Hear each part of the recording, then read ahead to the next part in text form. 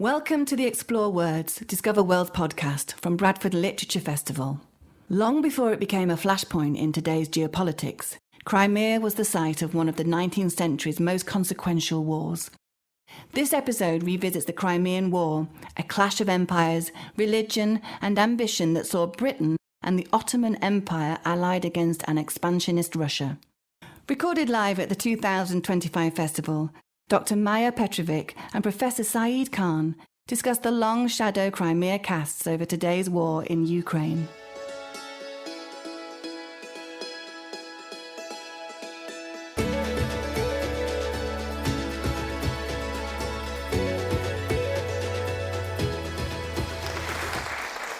Good afternoon, everyone. Welcome to the Bradford Literature Festival, and welcome to this session. My name is Professor Saeed Khan. It's my privilege and an honor to be not only chairing, but being in conversation with my esteemed colleague here on Crimea, conflict, conquest, and consequence. As many of you, of course, are painfully aware, the Crimean conflict has been underway for well over 3 years in a rather brutal and violent manner. And yet, of course, it is one of many conflicts that are underway.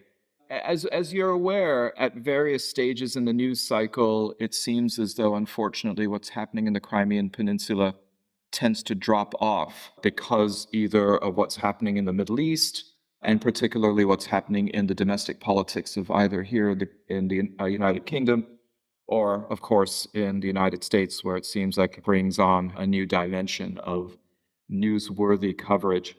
But nonetheless, Crimea is still a flashpoint. But I think what we'll find this afternoon is that Crimea is not a new flashpoint.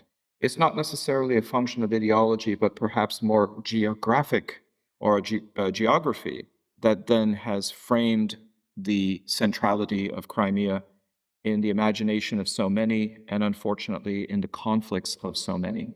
So this afternoon, we're going to take a longer view of Crimea specifically. We will see then how Crimea historically has had this positionality, this centrality as a little jutting out of into the Black Sea, and how it has shaped the destiny not only of the peoples there, but in many ways those to its east, those to its west, those to its north, and of course those to its south. Joining me today, a real privilege, Dr. Maya Petrovic, who specializes in the global history of Eurasian empires, particularly those with the interactions between the Islamic world and South Asia.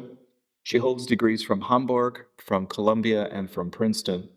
And for 5 years, she was an associate researcher and a tutor at Oxford University with the ERC Nomadic Empires Project. Currently, she's the holder of the Yunus Emre Professorship in Turkish Culture at Trinity College, Dublin.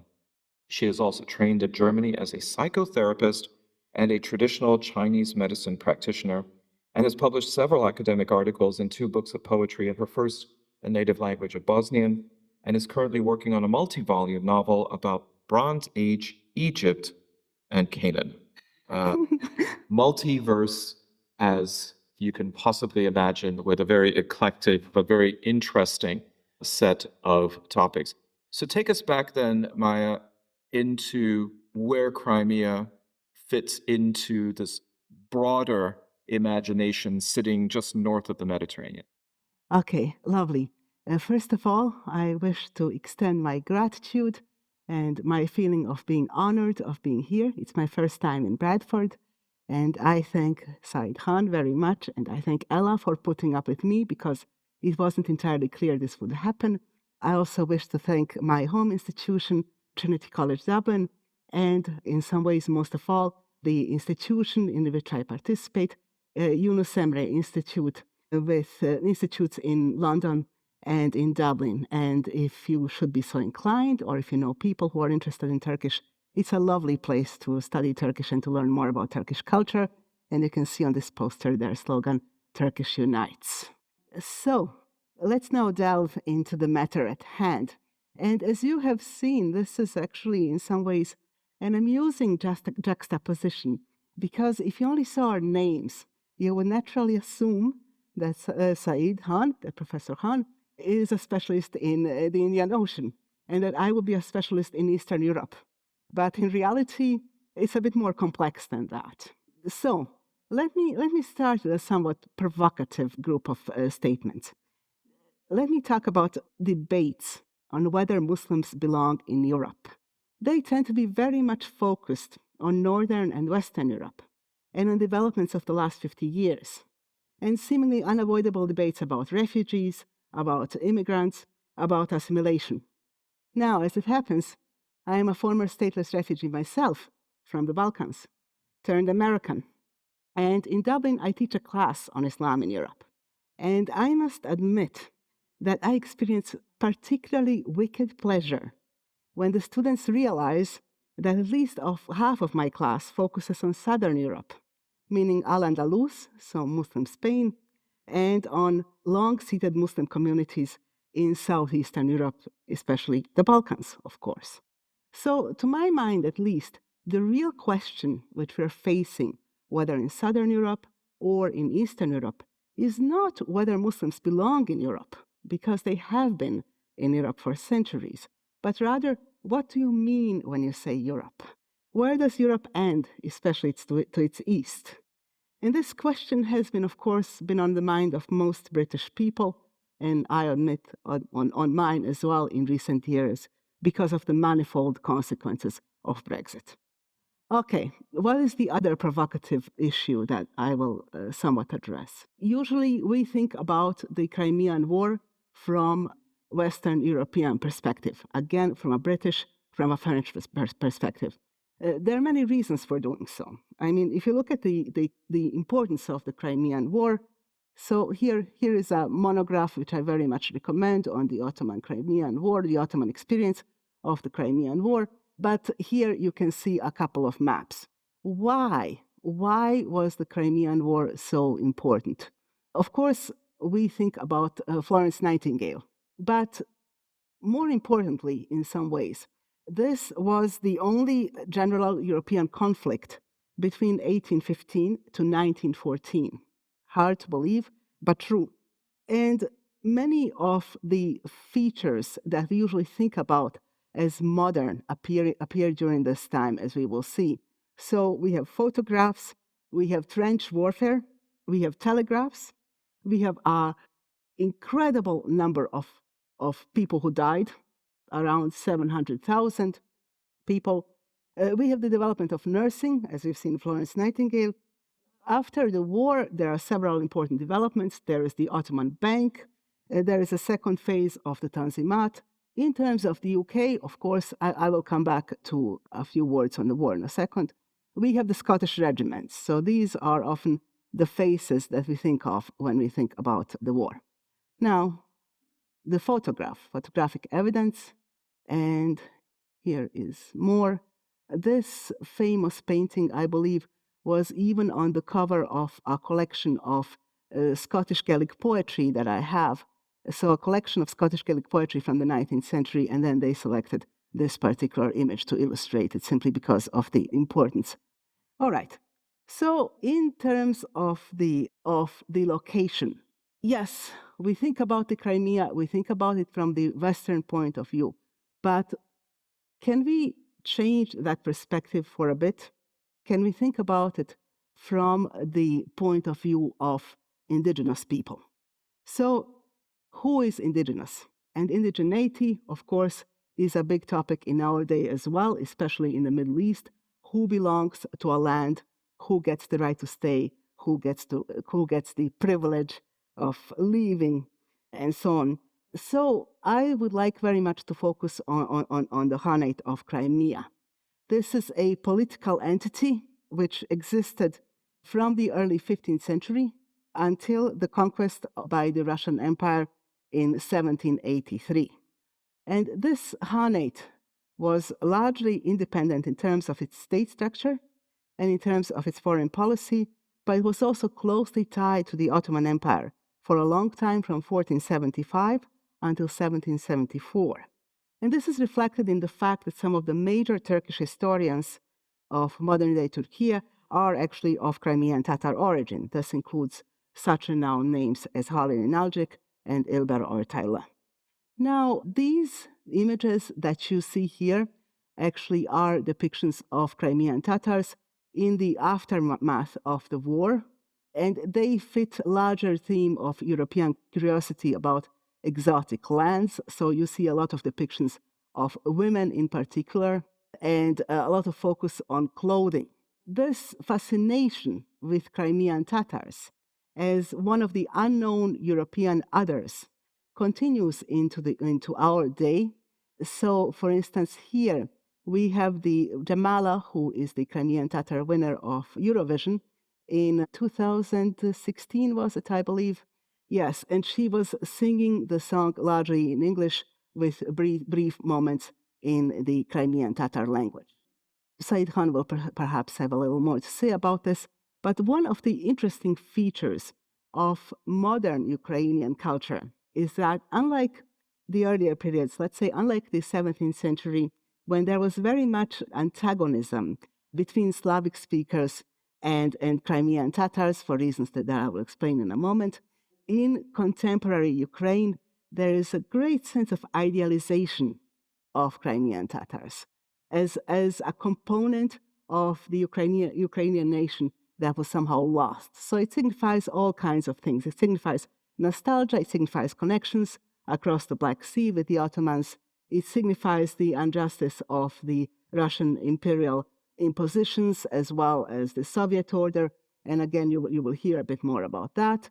But if we think about this culture as a treasure chest, here represented as a real trunk, so with embroidery and so on, what is actually inside of this treasure chest? Who are Crimean Tatars behind a name and an exotic evocation? So here again is the Crimean Khanate, and so let's think about the linguistic background. We have, of course, the Ottoman Empire, where a Turkic language has been spoken since, let's say, the 12th century. So since the arrival of Turkic peoples of Seljuks in Anatolia, and then we have the Crimean Tatars, and they both speak Turkic languages. However, those languages are not the same, they're close cousins. So the difference between them is somewhat like the difference between Italian and Spanish, or if you prefer, Swedish and spoken Danish. But the main difference is really in their political culture. The Ottomans went through a long historical process of intimate connections with Persian speakers, with Greek speakers, Arabic speakers, speakers of Caucasian languages, including Georgian, including Armenian. So all of this forms the Ottomans. All of this forms also the modern nation-state of Turkey. So all of this contributes toward a unique imperial culture which is both Muslim and Mediterranean. But when we look across the Black Sea, we actually see something quite different.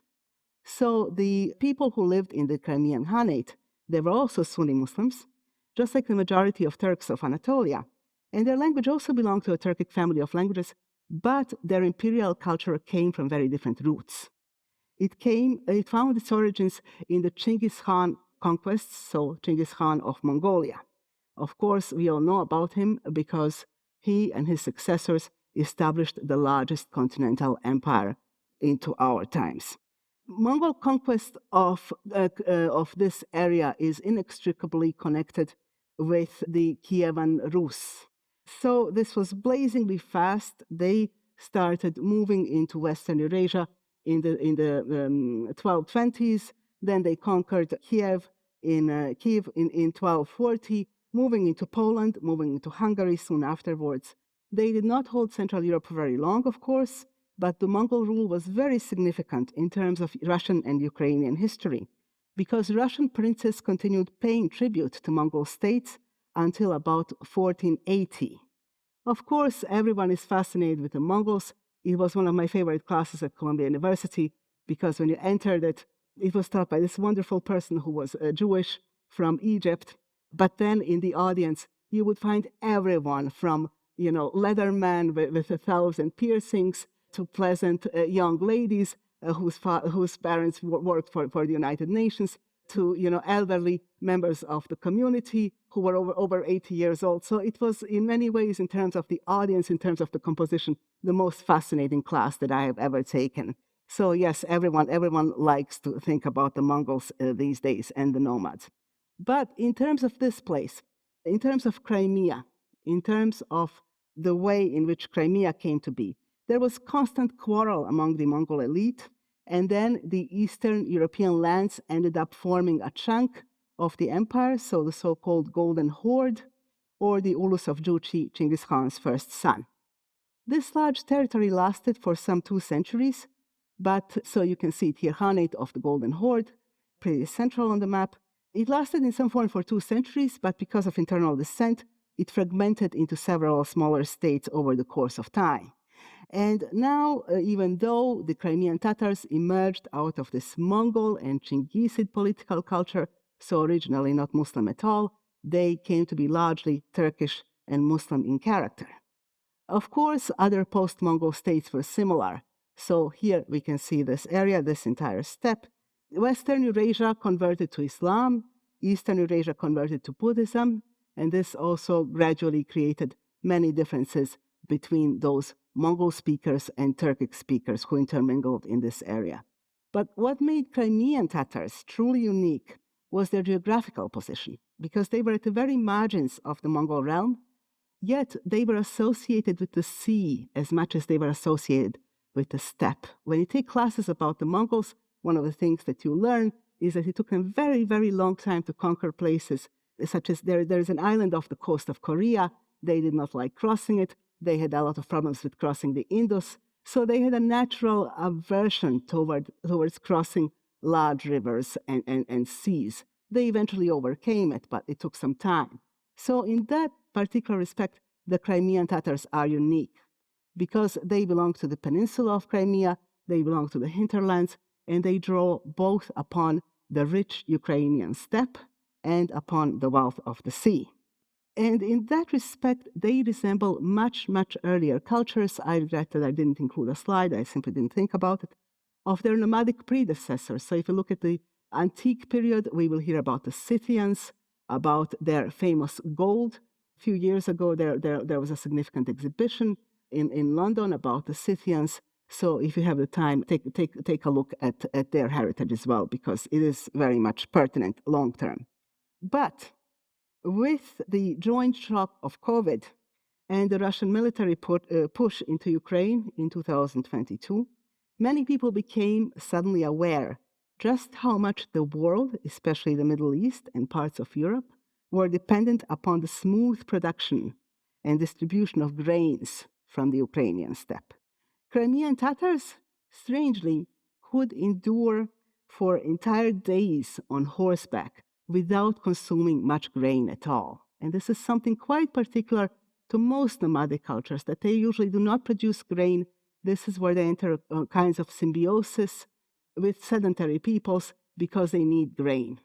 But Ukrainian soil is spectacularly fertile. It's this unique black soil. If you look at statistics, Egypt, Turkey, they are both dependent to about 60 to 70% for their grain importation on the Russian Federation and on Ukraine. So these political developments very much decide who actually gets to eat and how much in the Middle East. Again, another hot, uncomfortable topic. In terms of this period, this encounter between the steppe, between the fertile Black lands and the flourishing Black Sea trade, created a unique culture and society, one which drew on all of its resources, including agricultural grain production, including pastoral nomadic resources, including also vibrant trade with Genoese Italian colonies, as well as Byzantines and later Ottomans. Of course, since we live in a world which is dominated by trade, which is fascinated by trade, we tend to admire entrepreneurial spirits. And Crimean Tatar elites, as well as Crimean Tatar commoners, both showed evidence of that in their interactions to the empires to their south, so their interactions with the Genoese, their interactions with the Ottomans. But there was also a dark side to that engaging spirit, and that was massive slave trade. And here, let's look at a fictionalized version of that. The most famous captive who arrived in the Ottoman lands through the slave trade was a Ukrainian woman, supposedly daughter of a priest called Alexandra Lisevska, and in Ottoman lands, Hürrem Sultan, Hürrem means joyous.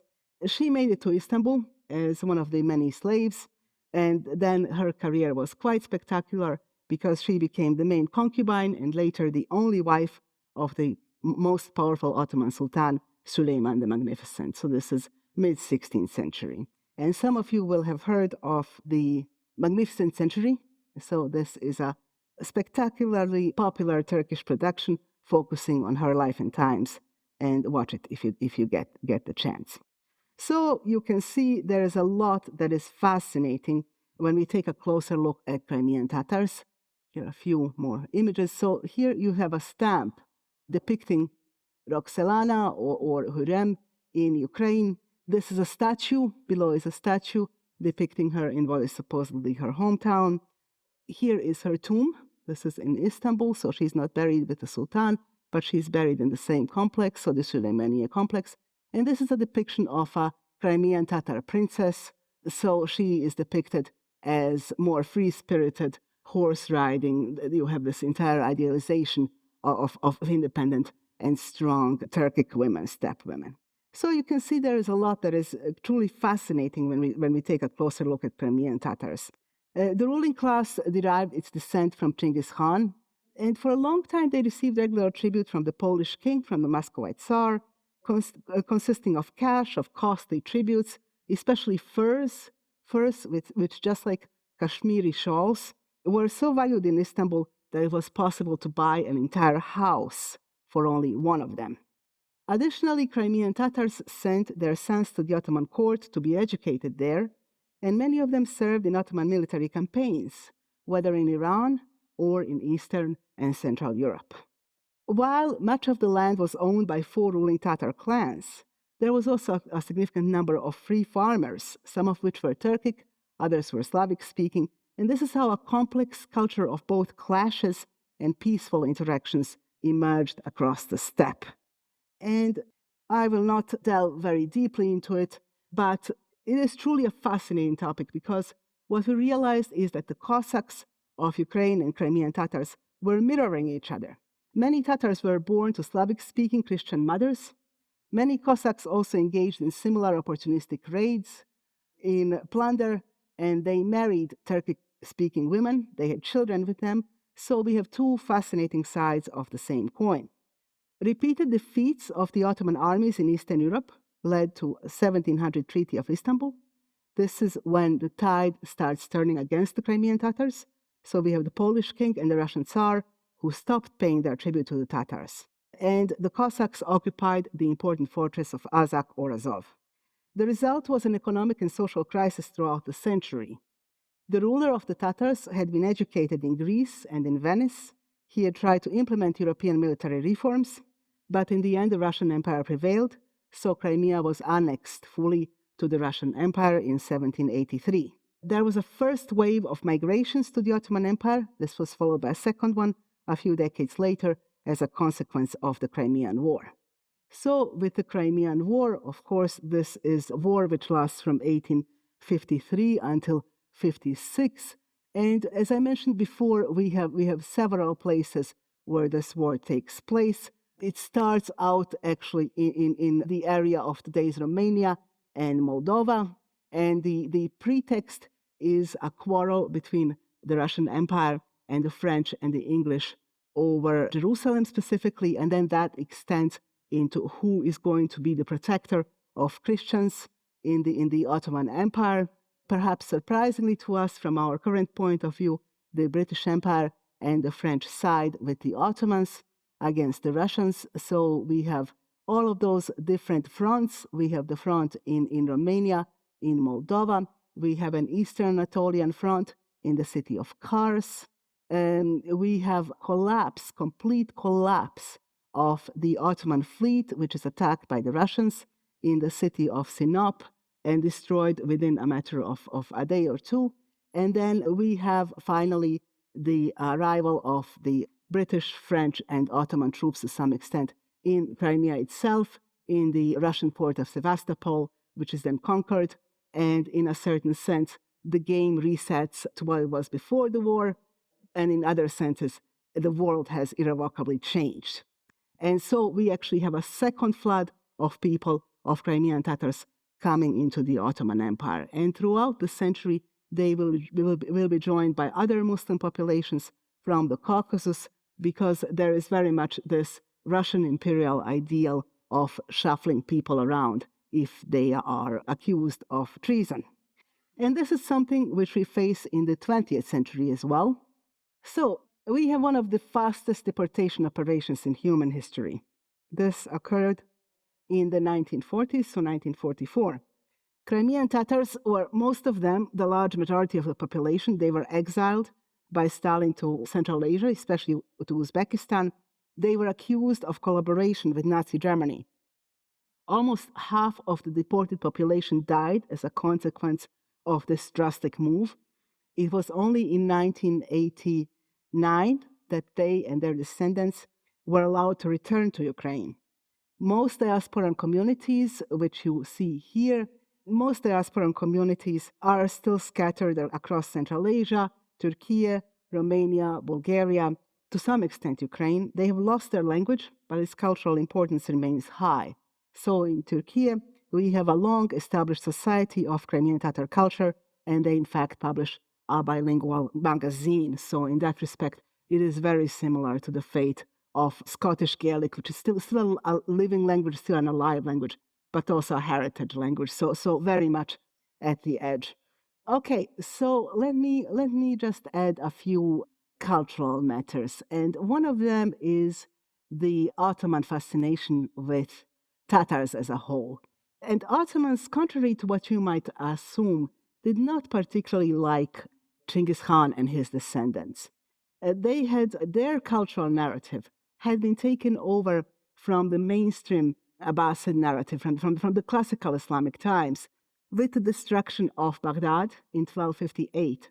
So for the Ottomans, partially because of the later arrival of Timur in the early 15th century, for the Ottomans, there was actually a basically negative attitude toward the Mongols. And the case was very, very different among Crimean Tatars. Among Crimean Tatars, there was this idealization of Genghis Khan and of that aristocratic lineage. At the same time, when we look at Ottoman sources, when we look at Ottoman poetry, they maintain this very deep fascination with Tatars. In a certain sense, they respected them for, their ability to live in the steppe. And so they also saw them as perhaps not entirely Muslim, somewhat suspicious. So you have this trope, this idea that you still have shamans. So in this 16th century Ottoman poem, you have mention of a black Tatar shaman bringing rain with a magic stone. Then we have other descriptions. The beloved is actually compared in his or her beauty to Tatar soldiers. The lashes are Tatar soldiers, in fact, and the beloved himself is a Mongol, is Hulagu.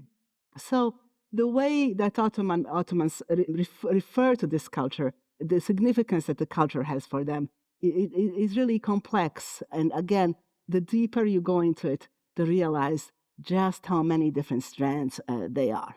Now, to conclude my part of the presentation, I will show you a few buildings. So here we have people Crimean Tatars who now live again in Ukraine. So you see their characteristic flag. And here we see members of the community. And there are lovely images of the imperial palace. This was built through a very long process between the 15th and the 18th century. Now, this is one of the minor cities in the Crimea. And here you can see the way it looks like from the inside. Again, this combination of the 18th century and the earlier statics. Here is the earliest mosque, which is still preserved in that area. And here, and of course, now the slide behaves again. We have another shot of the palace. So, again, there is more to say perhaps during the Q&A, but I think I have spoken for long enough, so I would like to. Well, thank you. I think what's really fascinating about when you mention the Crimeans having a maritime tradition, they positioned themselves well because in 1368, the founder of the Ming Dynasty decided to close the Silk Road. And that meant that the major overland route from China all the way to Europe was ruptured. But trade, like nature from the movie Jurassic Park, always finds a way. And so we find then that the seafaring routes become very vital. And of course, Crimea becomes a strategic point, particularly for not only the Khanates that are there, but then also Russia as a whole. On top of that, it's of course also important to recognize that the Black Sea still has a choke point in the Turkish Straits. And so in order to get to the Mediterranean, you have to either make nice with the Ottomans and before them the Byzantines, which was easier for the Russians because the Byzantines were Greek Eastern Orthodox Christian. But after 1453, with the conquest of Constantinople by Mehmed II, it's now falling into Ottoman hands. The idea then that you either pay the toll keeper or that you go and try to conquer the Ottoman Empire and take control of the Turkish Straits essentially then becomes the narrative for the next 400 to 500 years. And let me see a show of hands. How many of you have been to Istanbul? Okay. How many of you have been to or on the Bosphorus? Okay. And how many of you are swimmers? Okay. How many of you swam the Bosphorus? Okay. If you notice, the Bosphorus at certain points is narrow enough that if you had some skills as a swimmer, you could actually swim straight across. It's that compressed. And so imagine then that being a choke point that is going to bring people back and forth between the Black Sea and the Mediterranean and how vital that is. And that was something that was noticed, as Maya said, not only by Russia and those empires that were in the region, but those empires that were aspiring to be bigger empires to the west. England, France, and then neighboring Russia. And particularly in the 19th century, you find then that the foreign policy of these three empires was dominated by what was known as the Greater Eastern Question. All three had as their objective the end of the Ottoman Empire, but none of them could trust one another to do it on their own because it would severely tilt the balance of power. If Britain did it, it would be to the detriment of France and Russia. If France did it, it would be to the detriment of Britain and Russia. And if Russia did it, it would be to the detriment of the British and the French. And if you recall, in the early 19th century, all three of these empires were fighting each other. You had the Anglo-French conflict, which ends in 1815 at the Battle of Waterloo. Prior to that, of course, you have the very ill-fated winter campaign of Napoleon to Russia. And then the Crimean War becomes this manifestation where you have Russia on one side, and interestingly enough, the British and the French fighting on the side of the Ottomans. So you really would need a laminated card, or I guess now with technology, an app, to keep straight who is on whose side when it comes to this. And I think that that kind of almost foreign policy schizophrenia in many ways is not only a reflection on the empires and their objectives, but also the centrality of Crimea and the Black Sea as a whole. And you find that if you fast forward to today, Crimea still is in the imagination of many parties that are concerned. So when it was part of the Soviet Empire until 1991, there was a recognition for the Soviet Union that it still occupied a very critical area within the broader geopolitics, and particularly this then shaped the entire Cold War. The fact that Turkey was the easternmost country in NATO at the time is because of containment of the Soviet Union finding its way into, after all, this is the only warm water access it has. Vladivostok in the east isn't an option. The Baltics are not an option getting out, plus it's just simply too long a journey going through Scandinavia to get to the North Sea and to the Atlantic. So we find then that NATO plays a very important role in containing not only the Soviet Union, but the influence and the importance that Crimea has. 1991, of course, changes everything with the collapse of the Soviet Union and the independence of Ukraine. Now, what to do with Ukraine, because there are two very vital elements that it has that are both dear to the Soviet Union. One, of course, is its major naval base at Sevastopol. And through treaty and agreement, Moscow and Kiev decide that Sevastopol can still be in the hands of Russia. That was probably a good move, and I don't think, even though Kiev might regret that now, it was a smart and wise move to have. The other was, what do you do with the nuclear arsenal that the Soviet Union had placed in the Ukraine? At one time, the nuclear arsenal that was in the Ukraine was the third largest nuclear arsenal in the world behind Russia, the United States and Russia. So in 1994, there was the Budapest Memorandum, where Ukraine agreed by treaty to give up its nuclear arsenal, to have it decommissioned, in exchange of a pledge from Western countries to protect it and defend it. That didn't age well.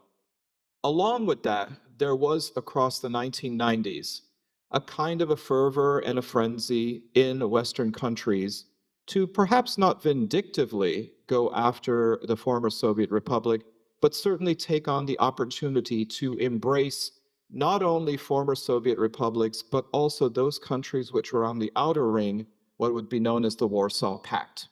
And if you remember, throughout the 1990s, there were these invitations that were going to the former Warsaw Pact countries to be given aid, to be given help when it came to establishing their fledgling democracies by Western countries. And slowly but surely, all of these then moved to the other side of the ledger. Poland, former Czechoslovakia, which then became Czechia and Slovakia.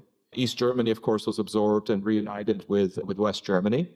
But then you also go further down to Romania and Bulgaria. And what was once this counterweight to NATO now is actually being welcomed and given bids into the European Union and into NATO itself. Well, a former KGB agent by the name of, and you've heard of him, Vladimir Putin, is sitting here watching the erosion of once Soviet, but really Russian influence, a very proud and long-lasted civilization and society, and feeling in many ways helpless to really do something about this. You probably also remember that during the Balkan Wars, Russia saw itself as the patron and the defender of Serbia, particularly in the UN Security Council, and would block any kind of resolutions that were critical of Serbia, forcing or perhaps enticing the Western powers to use NATO as the impetus to launch airstrikes against Serbia. Well, Putin was a patient man, and as he saw what was happening, he was certainly not happy with it. But then there was another level of encroachment. It wasn't just Western intrusion into the former Warsaw Pact, it was into former Soviet republics. The Baltics of Estonia, Latvia, and Lithuania become part of the European Union, become part of NATO. And if you remember at the start of the 21st century, this was also something that was being offered to other countries around the Black Sea, including Ukraine. Western countries saw the strategic importance of Ukraine, they saw the geographic importance of Ukraine, and of course, it is highly likely that had Ukraine joined NATO and the EU, that Ukraine would then have to rescind the treaty and agreement it had with Russia to have the naval base under Russian control at Sevastopol in Crimea. Well, Viktor Yushchenko was elected president of the Ukraine, and apparently Putin felt that his affinity toward the West was not a good idea.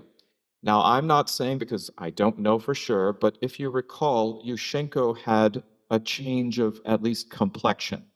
He was, it has been confirmed, poisoned by dioxin, which caused his face to essentially age and necrofy almost overnight. I mean, this is real mob boss kind of stuff. He apparently has, thanks to, I think, both the fact that dioxin finally escaped and maybe some good dermatologist, he's definitely looking better, and it didn't kill him. But it was clearly a message to him.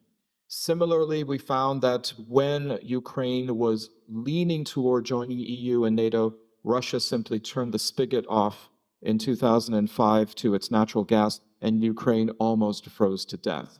A similar issue happened in 2008 when the former Soviet Republic of Georgia was looking to maybe move into further the Western orbit, and Putin sends in troops into Georgia. This helps stage the backdrop of what happened in 2014 when there seemed to be, with a new election in Kyiv, another perhaps interest that Ukraine had in going further to the west. The invasion there was, of course, one that takes over the vast majority of the Crimean Peninsula.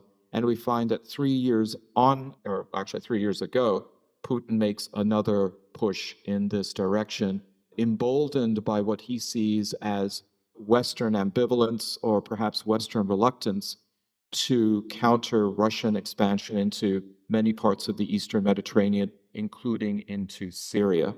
So all of this, in many ways, still has Crimea at its core, has Crimea at its hub, as we try to then understand what is happening currently in the conflict over the last 3 years.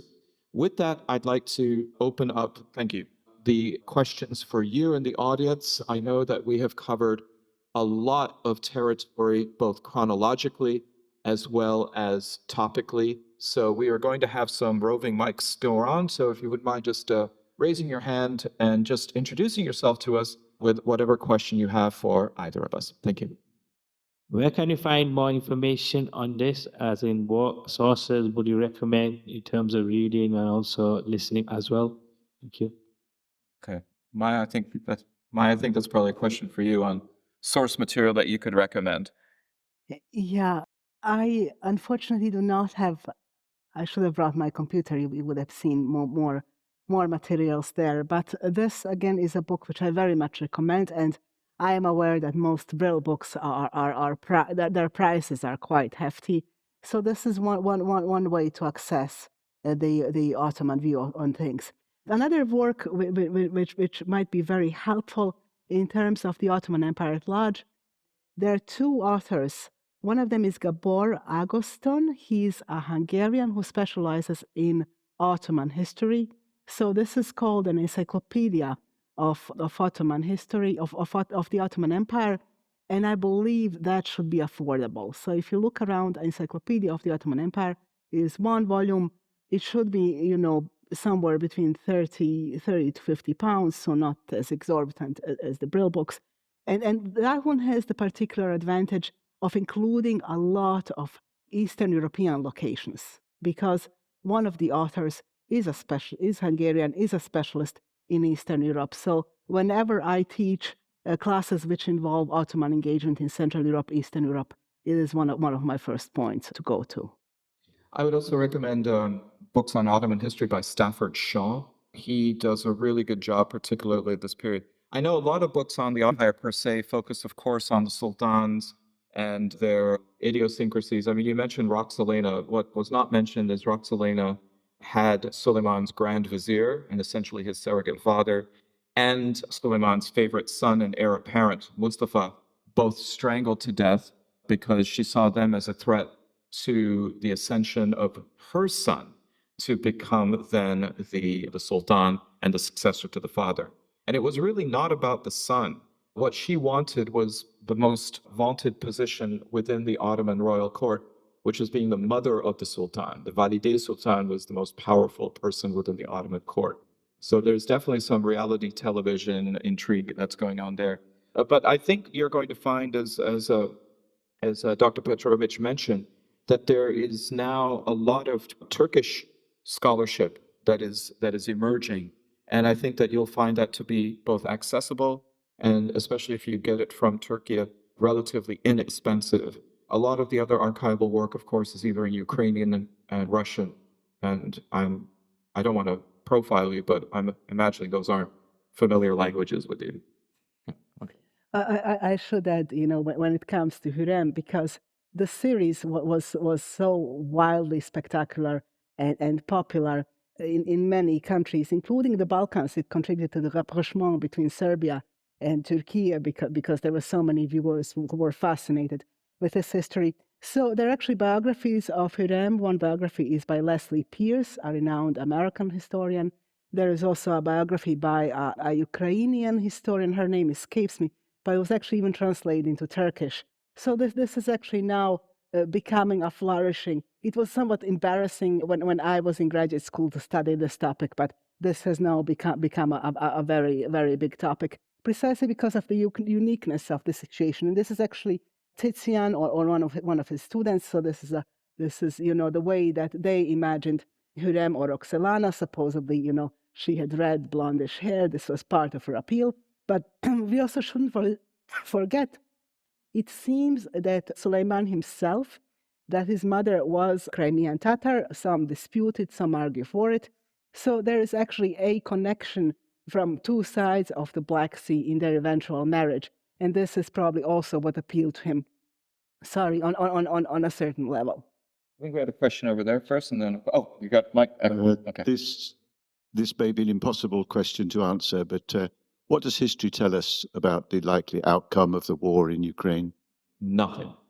And that's how it should be. I think what happens oftentimes is we look back to history and we look at analogies in order to then predict the outcome. And don't go to ChatGPT, I don't think it knows either. But I think what's helpful sometimes is recognizing two things. One is that instead of looking at analogy, look at causation. And what was the causal factors to why Putin did what he did and why the West did what it did. The other thing is, I would argue that we are in a unique time and place in world history when it comes to these broader geopolitical shifts. For the longest time, we saw the West ascendant and we saw the West dominant. And now that is something that is being contested. I could give you the analogy of a similar situation like that happening with the Ottoman Empire, that there was this pivotal period from 1574 to 1699, after which we know that the Ottoman Empire started to decline. And we saw what was happening in its death spasms and how it was then responding. And a lot of what Petrovich was talking about was within that era. We don't know right now, in many ways, because we don't know what are, for example, Western commitments between its rhetoric and its reality. There has been quite a bit of bombast to say that we're with Ukraine, but that hasn't really translated into the kind of support. And I would argue that the main difference between now and the past is what happened in 1945 with the introduction of the atomic bomb. With us living in a nuclear age, it has changed the dimensions completely. The idea that, for example, in 1914, secret treaties and a certain level of hubris brought so many countries and empires happily into World War I is now something where the risk assessment is completely different. It might simply be that this is another long war that we find playing out, and that's sometimes better when it comes to not having the same kind of volatility, but it doesn't really matter for the people on the ground who are still going to be suffering. But thank you for the question. One quick question. Validity in Putin's concentration on the western provinces of Ukraine, saying that they're ethnically different from the rest of Ukraine. I couldn't quite see from the diagrams whether that is a valid assertion or not. So in the case of, I believe, in the eastern side of Ukraine, near Kharkiv, the case is made that they are somewhat ethnically different. You have to remember that this was once part of an empire, and people migrated and they settled where it was either economically or otherwise expedient for them to do so. I would argue that actually the bigger question is not necessarily ethnicity, it's probably more linguistic. And so you have a higher concentration of Russian speakers along the eastern border than you would perhaps in the other parts of the Ukraine. And so it's an easy assertion for him to then make and say, well, these are my people because they speak Russian. But you're going to find ethnic Ukrainians are speaking Russian just because it's the lingua franca. I mean, I'm sure that my speaking, what is it now, the King's English, isn't going to necessarily make people think that I'm more British ethnically, just because that's my language, but it is something of a lingua, and I would argue a cultura franca that exists. The people of that area are culturally very, very much part of a mosaic. It just becomes a very easy ploy for Putin to make the argument to then assert whatever his ambitions there. But it's an excellent point. Thank you. Well, I'm sorry that we are actually out of time for this session. We hope that it provides a little bit more texture a little bit more history and a little bit more understanding to, unfortunately, a major conflict area in the world, which is Crimea. Please join me in thanking Dr. Maya Petrovich for her expertise.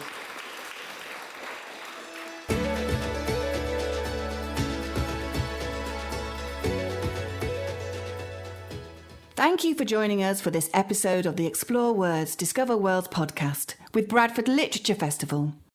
If you enjoyed this episode and you'd like to help support the podcast, please subscribe, share this episode with others and leave a rating. Mark your calendars for the return of Bradford Literature Festival, Friday the 3rd to Sunday the 12th of July 2026.